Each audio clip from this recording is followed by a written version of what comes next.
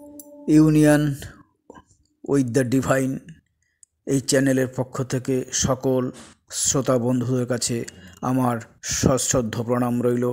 আজকে বিষয় হলো সঙ্গীতের মাধ্যমে ভগবানের চরণ লাভ করা সম্ভব। এই যে সঙ্গীত, এই সঙ্গীত যখন ভাবময় হয়ে যায়, তন্ময় হয়ে যায় সঙ্গীতে, তখনই যোগের পর্যায়ে সাধু মহাপুরুষ যারা ভাবময় জগতে বিচরণ করেন, তারাও সেই প্রচেষ্টার দ্বারা, বারবার তপস্যার দ্বারা সেই ভাবের রাজ্যে প্রবেশ করেন ভগবানকে পাওয়ার জন্য। সঙ্গীত তার একটা মাধ্যম। এই সঙ্গীতও যখন সুর, তাল, লয়, ভাব, গানের কথা, সেই কথা যখন সুর, লয়, ছন্দ এক তালে মিশে যখন ভাবময় রাজ্যে প্রবেশ করে, তখন সঙ্গীত শুধু সঙ্গীত নয়, সেটা ভগবানের প্রসাদ স্বরূপ। ভগবান সেই ভাবময় সঙ্গীতে তন্ময় হয়ে যায়, ভগবানের আসন টলে যায়। তেমনি আজকে আমাদের অজানা একজন মহান সাধক বাবা বেণীমাধব বাবার জীবনে সঙ্গীতের প্রভাব এবং বাবার কাছ থেকে 50 এবং ষষ্ঠ দশকের বড় বড় নামি দামি কত ব্যক্তিত্ব যারা গানের জগতে চিরস্মরণীয় হয়ে আছেন, তাদের সঙ্গে এই লোকনাথ বাবার সতীর্থ অর্থাৎ লোকনাথ বাবার সঙ্গে, যিনি 11 বছর বয়সে বাড়ি থেকে সন্ন্যাস গ্রহণ করে এই ধর্মজগতে তপস্যায় চলে গেছিলেন হিমালয়ে, সেই লোকনাথের ছোট্ট বলাকার বন্ধু যোগী পুরুষ বাবা বেণীমাধব পরবর্তী জীবনে নাম হয় মাধবানন্দগিরি মহারাজ। এই মাধবানন্দগিরি মহারাজের আশ্রয়ে কত বড়সড় সব শিল্পীরা আসতেন, তাদের সঙ্গে বাবার কি আদান প্রদান, এর মাধ্যমে আমরা বুঝতে পারবো গান মানুষকে ভাবময় সঙ্গীত কোথায় নিয়ে যেতে পারে। দেখুন, যারা ধ্যান করে বা ভগবানের নাম জপ করে, সেটাও একটা শব্দ, সেটাও একটা ভাব। দেখুন, হরিনাম করতে গেলে অনবরত যারা হরিনাম জপ করে, তারা নির্জনে, অর্থাৎ সেখানে কেউ থাকে না, তারা এই ভাব অবলম্বন করে রাধা কৃষ্ণের যুগল রূপ ধ্যান করে তাদের হৃদয়ের মধ্যে। চোখ বুজে রাধাকৃষ্ণের যুগল রূপকে দর্শন করার চেষ্টা করে ভক্তিযোগে। সেখানে প্রেমের গুরুত্ব অবশ্যই আছে। প্রেম সহকারে ভগবানের নাম উচ্চারণ এবং ভগবানের চরণ দর্শন করার চেষ্টা করে নিজের হৃদয়ের মধ্যে। তেমনিভাবেই এই নাম মাহাত্ম্য যেরকম, এই নামের ভেতরে ঢুকলে অন্তর্দৃষ্টির গভীরতা যেমন প্রয়োজন হয়, অর্থাৎ নামের ভিতরে ঢুকে যিনি যার নাম করছেন তাকে সাধক বা শিষ্য, সে ভগবানের সেই অন্তর্দৃষ্টি তিনি ভগবানের দিকে তাকিয়ে থাকেন আর মুখে তার নাম উচ্চারণ করে যান। এই অন্তর্জগৎকে চিনতে হলে, আত্মজ্ঞান লাভ করতে হলে গভীরভাবে তন্ময় হতে চাই। সেই একই জিনিস, এই তন্ময়তা যদি যাদের এই সঙ্গীত জগতে যারা আছেন, এই সঙ্গীত জগতে যারা তন্ময়তার সঙ্গে এই সঙ্গীত জগতে বিচরণ করেন, তাদের ভেতরটা, মানসিক জগৎটা সত্যি কথা বলতে প্রেম যোগ সিদ্ধ সাধক বলা যায়। কারণ তারা শুধু নানান বিষয়ে গান করতে পারেন, কিন্তু তাদের যখন হৃদয়ে যখন এরকম তন্ময়তা আসে, তারা ভগবতমূলক যখন গান করে, তখন তাদের অন্তর্দৃষ্টি খুলে যায়, কারণ সেই গানের ভাবের মধ্যে তারা হারিয়ে যায়। ভাবহীন ব্যক্তি কিন্তু সেই ভাব গ্রহণ করতে পারে না, তিনি যতই নাম গান করুক। অর্থাৎ এটাই বলার যে যোগ্য ব্যক্তি বা যিনি আধ্যাত্মিক জগতে বিচরণ করছেন, কোনো সিদ্ধ পুরুষ তার কাছে যারা ভগবানকে চাইছে, ভগবানকে দেখতে চাইছে, ভগবানের কাছে পৌঁছতে চায়, ভগবানের দুয়ারে যেতে চায়, তাদের মানসিক জগৎ একটা ভাবময় জগৎ তৈরি হয়। তেমনি এই সঙ্গীত জগৎ একটা ভাবময় জগৎ। এইখানে এই ভাবে ভগবানের যখন তারা গান করে, সেই গানের মধ্যে তাদের মন বিভোর হয়ে সেই ভাবের মধ্যে প্রবেশ করে। সেই গান তখন গান নয়, তখন সেটা ভগবানের একটা প্রসাদ, এবং সেই প্রসাদ পাওয়ার জন্য ভগবতমুখী শিষ্য, ভক্ত এবং গুরু মহারাজ যারা যোগী পুরুষ, তাদেরও ভেতরে সারা জাগিয়ে ফেলে। তেমনি ঘটনায় আজকে যাব যে একমাত্র ভাবময় সঙ্গীত কত দূর পর্যন্ত পৌঁছানো যায়। আমরা আজকে বাবা লোকনাথের ছোটবেলাকার বন্ধু বেনি মাধব বলেই আমরা সকলে জানি। পরবর্তীকালে উনি নাম হয়েছিল মাধবানন্দগিরি মহারাজ। উনি হুগলি জেলার কন্যগড়ে ওনার আশ্রম আছে, মাধবানন্দগিরি আশ্রম, এবং চুচুড়াতে যোগুদাসপাড়াতেও ওনার আশ্রম আছে। সেইখানে এই ঠাকুর বেনি মাধব উনি শিবলিঙ্গ প্রতিষ্ঠা করে আশ্রম তৈরি করেছেন। যেখানে যেখানে আশ্রম প্রতিষ্ঠা করেছেন সেখানে শিবলিঙ্গ প্রতিষ্ঠিত আছে। আজও আপনারা ওনার দর্শনে যেতে পারেন। এইরকম ওনার জীবনের সঙ্গে যুক্ত যে বড় বড় শিল্পীরা রয়েছেন, এবং এই বড় বড় শিল্পীরা এই যোগী পুরুষের আশীর্বাদ প্রাপ্ত, এবং আমাদের এই লৌকিক জগতেও তারা আপনাদের কাছে চিরস্মরণীয় হয়ে আছে। সময়টা প্রায় 1964 সালের কাছাকাছি সময়। তখন আমাদের যে প্রিয় বেনি মাধব বা মাধবানন্দগিরি মহারাজ, এই মহারাজ উনি বেশিরভাগ সময়টা হুগলি জেলার যোগুদাসপাড়া আশ্রমে থাকতেন এবং কন্যগড়েও যেতেন। মেনলি যোগুদাসপাড়া আশ্রমে উনি বেশি সময় কাটাতেন, আবার সময় হলে উনি হিমালয়ের পার্বত্য অঞ্চলে চলে যেতেন মাঝে মধ্যেই।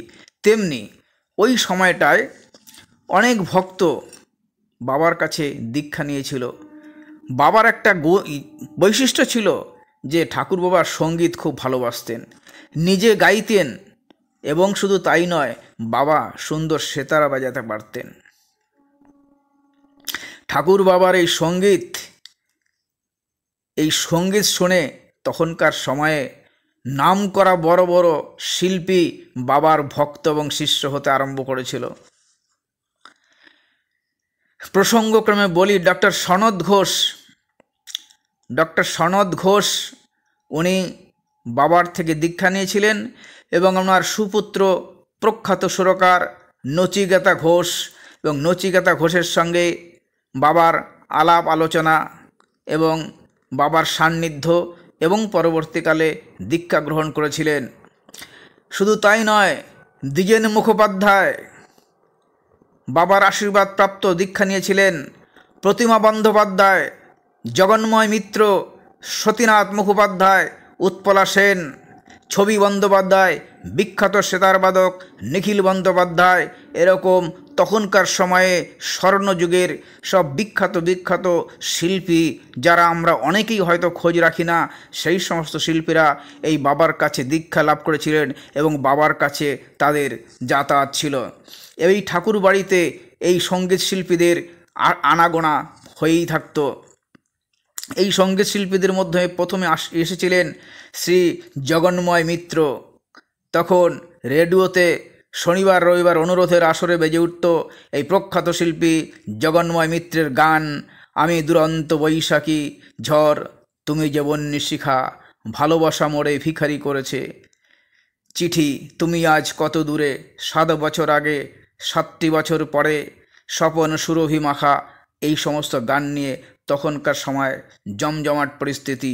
এবং রবীন্দ্রসঙ্গীত, প্রথম আদি তব শক্তি, স্বপ্নে আমার মনে হলো, সে আসে ধীরে, তোমার গীতি জাগালো স্মৃতি, হে মোর চিত্ত পুণ্য, এইরকম নানান গান। বাবা খুব গান ভালোবাসতেন, নিজেও গান করতেন। তাই তখনকার সময়ে যখনই খোঁজ পেতেন যে বাবা আশ্রমে এসছেন, তখনই এই সমস্ত তখনকার সময়ে সেই স্বর্ণযুগের সেই শিল্পীরা তখন এই বাবার সান্নিধ্যে আসে। এই সুরকার ডক্টর নাচিকেতা ঘোষ আরজিকর থেকে ডাক্তারি পাশ করলেও পরে কিন্তু উনি এই সঙ্গীত জগতেই ফিরে এসেছিলেন। জগদ্দে বিখ্যাত সঙ্গীত পরিচালক হিসেবে নাম করেছিলেন তখন জয়দেব। এই সমস্ত সব বড় বড় শিল্পীদের আনাগোনা ছিল বাবার মন্দিরে। ডক্টর নচিকেতার জন্ম হয় 1925 সালে কলকাতায়। বাবার নাম ছিল ডক্টর সনৎ ঘোষ। এই সনৎ ঘোষ হলো বাবার প্রধান শিষ্য ছিল, মৌনী বাবা। বাবাকে মৌনী বাবাও বলা হয়। অর্থাৎ বেণীমাধব বাবাকে মৌনী বাবাও বলা হতো। এই কারণে উনি মৌন থাকতেন, বেশি কথা বলতেন না, এবং দীর্ঘ বহু বছর উনি এই মৌন ভাব অবলম্বন করেছিলেন। তাই মৌনী বাবার শিষ্যরা মৌনী বাবা বলে বাবাকে ডাকত। এই স্বর্ণযুগের সঙ্গীত শিল্পী দ্বিজেন মুখোপাধ্যায়ের জন্ম হয়েছিল 1927 সালে। সঙ্গীত অগাধ রুচি হওয়ায় দুজনের মধ্যেও গভীর বন্ধুত্ব ছিল। এই দুইজনই বাবার সান্নিধ্যে আসে। 1950 দশকের এক সময়ে এই মৌনী বাবা প্রায় 1 মাস ধরে এই ডক্টর সনৎ ঘোষের বাড়িতে ছিলেন। সকালে বিকালে বেদান্ত সভা হতো। এই মৌনী বাবার বেদান্ত সভায় উনি ব্যাখ্যা করতেন। কোনো না কোনো ভক্ত বা শিষ্যকে বলতেন তখন যে একটা ভক্তি সঙ্গীত পরিবেশন করতে। সঙ্গীতে বাবার ভাব উৎপন্ন হলে তখন উপনিষদ, গীতা, পঞ্চদশী, বিবেক চূড়ামণি এগুলো এই ধর্মপুস্তক থেকে কোনো না কোনো শ্লোক উনি ব্যাখ্যা করতে বলতেন। সেই রকম একদিন দ্বিজেনবাবু নচিকেতার বাড়িতে সঙ্গীত সংক্রান্ত ব্যাপারে আলোচনার জন্য এসেছিলেন। ঠিক ওই সময়ে স্নান সেরে মৌনী বাবা মুখমণ্ডলে বিভূতি মেখে কপালে চন্দন রেখা পরিবৃত্তিত হয়ে বসে আছেন খাটে। মেঝেতে বসে আছেন ভক্তমণ্ডলী। বাবার পাশে খাটের এক পাশে বসে আছেন ডক্টর সনৎ ঘোষ, নচিকেতার বাবা। নচিকেতা মৌনীভাবে ভক্তিপূর্ণ প্রণাম করে বন্ধু দ্বিজেনের সঙ্গে মৌনী বাবার পরিচয় করে দিলেন। দ্বিজেনবাবু প্রণাম করতেই বাবা ওনাকে স্নেহে আলিঙ্গন করে বসতে বললেন। দেখলেন অপূর্ব জ্যোতির্ময় বাবার স্বরূপ, তার উপর রয়েছে একটা আলোকে আকর্ষিত অনুভূতি। এই দ্বিজেনবাবুর তখন মনে হয়েছিল যে এই গৈরিক বসনে এই অমৃত মৌন সাধুপুরুষ কোনো সাধারণ সাধুপুরুষ নন। দ্বিজেনদা অপলক নেত্রে বাবাকে দেখছেন। বাবার টানা টানা দুটি চোখে স্নেহভরা চাউনি ওনার দৃষ্টিকে সম্পূর্ণ মোহিত করে রেখেছে। সেই মুহূর্তে ইশারা দিয়ে বাবা ওই হারমোনিয়ামের দিকে চোখটা দিয়ে ওনাকে, দ্বিজেনদাকে ইশারা করলেন, গান করো। তখন দ্বিজেনবাবু সচকিত হয়ে মৌনী বাবার দিকে তাকিয়ে আছেন এবং দ্বিজেনদার মনে তখন প্রশ্ন যে বাবা কি করে জানলেন যে আমি গান করি। বাংলার সঙ্গীত জগতে তার যথেষ্ট সুনাম, তখন বিভিন্ন অনুষ্ঠানে ডাক পড়ে, অনেক হাততালি প্রশংসা তখন উনি পায়। এই মহাপুরুষের সামনে গান গাইতে তখন তার দ্বিধাবোধ হয়েছিল এবং স্নায়ু দুর্বলতায় বোধ করছিলেন। তবুও বাবাকে স্মরণ করে উনি তখন এই কয়েকটা লাইন বলছি, উনি সেই গানটা করেছিলেন দ্বিজেন মুখোপাধ্যায় এই মহাপুরুষের সামনে। এই লভুনু সঙ্গ তব সুন্দর হে সুন্দর, পুণ্য হলো অঙ্গ মম, ধন্য হলো অন্তর, সুন্দর হে সুন্দর। তোমার মাঝে এমনি করেই নবীন করি লও যে মোরে, এ জনমে ঘটালে মোর জনম জন্মান্তর, সুন্দর হে সুন্দর। এই গানটা উনি করেছিলেন এবং দ্বিজেনদার এই মধুর গান শুনে মৌনী বাবার চোখ অশ্রুযুক্ত হয়ে জলের ধারা ঝরে পড়ছিল। আগেই বলেছিলাম গান মহাপুরুষের জীবনকে নড়িয়ে দেয়। মহাপুরুষের জীবনে সেই যে তাদের ভেতরের যে নরম জায়গা, ভগবানের যে অনুভূতি সেখানে গিয়ে পৌঁছায়। তখন বাবা গান শুনে বললেন, একটা শ্রী ভাগবত গীতার দুটো লাইন বলে উনি সেটা ব্যাখ্যা করতে বলেছিলেন। নমো বিজ্ঞানমাত্রায় পরমাত্রায় পরমানন্দমূর্তয়ে আত্মকারায় শান্তায় নিবৃত্ত দ্বৈত দৃষ্টয়ে। এই শ্রীমদ্ ভগবদ্গীতার এই শ্লোকটা তখন উনি বর্ণনা করেছিলেন যে যিনি বিজ্ঞান স্বরূপ পরমানন্দ, যার মূর্তি, তাকে নমস্কার করি, তার সঙ্গ প্রার্থনা করি, তাকে ভক্তিপূর্ণ প্রণাম করি। তিনি সুন্দর, তিনি প্রণামানন্দ, তিনি আত্মারাম ও শান্ত, তার মনে কোনো দ্বিধা নেই, দ্বৈত ভাব নেই। শান্ত আত্মা হওয়ার জন্য তার হৃদয়ে দ্বৈত সৃষ্টি নিবৃত্তি পায়। তাই তো তার কাছে আসতে ইচ্ছা করে, তার সঙ্গ পেতে ইচ্ছা করে, বারংবার তাকে প্রণাম করি। কবিগুরুর গানে এই কথাটাই প্রকাশিত হয়। আলোকে মোর চক্ষু দুটি মুগ্ধ হয়ে উঠল ফুটি, হৃদ গগনে পবন হলো সৌরভতে মন্থর, সুন্দর হে সুন্দর। এরকম অনেককে বাবা এরকম গান করতে বলতেন। এরকমভাবে বাবা গান শুনতে ভীষণ ভালোবাসতেন এবং তখন বহু বড় বড় গায়ক এবং সুরকার বাবার কাছে এসে দীক্ষা নিয়েছিলেন এবং বাবা গান শুনতে ভালোবাসতেন বলে বাবার কাছে গান শুনতেন।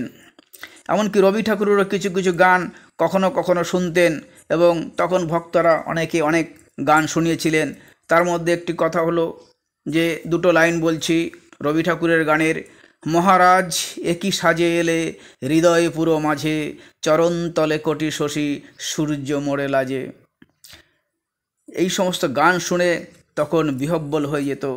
তাই আমাদের যে আজকে প্রসঙ্গ ছিল যে গান একমাত্র যে ভাব সঙ্গীত যেটাকে বলা হয়, এই সঙ্গীতের যে সুর, তাল, লয়, সুর মূর্ছনা এবং গানের ছন্দ এবং গানের ভাব যখন যে শিল্পীর হৃদয় অভ্যন্তরে অন্তর্জগতে নাড়া দেয়, অন্তর্জগতে তার সুরের সৃষ্টির মূর্ছনা তৈরি হয়, সেই ভাব নিয়ে যদি কোনো ভক্তি সঙ্গীত পরিবেশন করা যায় সেটা কিন্তু ভগবানের উদ্দেশ্যে করলে সেটা ভগবানের চরণ পর্যন্ত পৌঁছায়। শুধু তাই নয়, ভগবান তাতে কৃতার্থ লাভ করেন এবং উনি আশীর্বাদ দেন।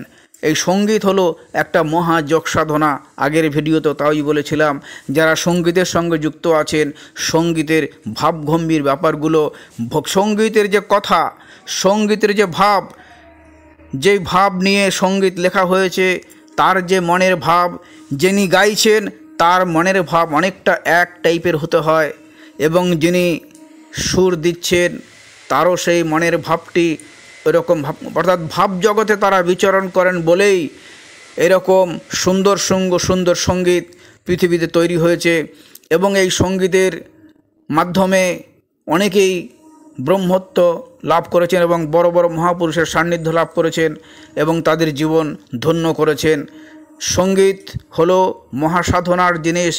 এই ভাবময় সঙ্গীতে যখন যিনি সঙ্গীত পরিবেশন করছেন, তার ভাব, তার যে সুর, তার ছন্দ, এইগুলো যখন সব মিলেমিশে একাকার হয়ে যায়, সেই ভাবের ঘরে ঢুকে যায়, তখন সেটা সঙ্গীত হয় না, তখন হয় সেটা প্রসাদ। এবং সেই প্রসাদ যাই ভক্ত মাঝে যখন সেই সঙ্গীত পরিবেশন হয়, তখন ভক্তের হৃদয় জুড়ে শান্তির একটা পরিবেশ তৈরি হয়। সেটাও কিন্তু একটা বিরাট যোগ সাধনা। মানুষ যোগ করে সেই শান্তি পাওয়ার জন্য। চুপচাপ নির্জনে বসে হৃদয় অভ্যন্তরে অথবা ভ্রুযুগলের মাঝখানে ভগবানকে আসন দেয়, সেই ভগবানের নাম উচ্চারণ করে, সঙ্গে সঙ্গে সে দেখতে পায় যে ভগবানের চরণযুগল বা ভগবান তার দিকে দৃষ্টি আকর্ষণ করছে, তার দিকে তাকিয়ে আছে। তখন বাইরের জগৎ সে ভুলে যায়।